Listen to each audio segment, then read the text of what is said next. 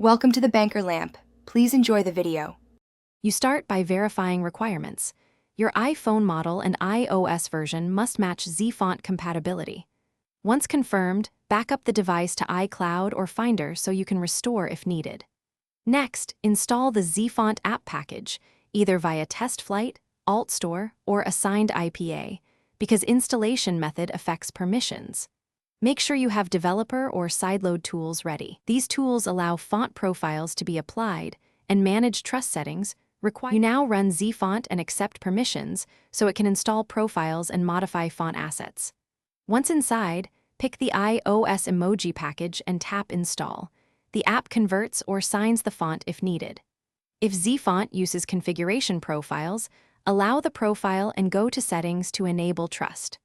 Otherwise, use a file manager or jailbroken tool to replace system font files. This step requires precision because incorrect files can cause display issues on iOS. You finish by rebooting the iPhone to let iOS load the new font resources, and then test Emoji in Messages, Notes, and third-party apps. If emojis are missing or white squares appear, immediately revert to your backup to restore stability, then retrace installation steps. Make sure the IPA or profile was signed correctly and that file names match the originals. If problems persist, re-sign and reinstall, clear font caches where possible, and reboot again before seeking more help. Thanks for watching. If this was helpful, leave a like and consider subscribing. See you next time.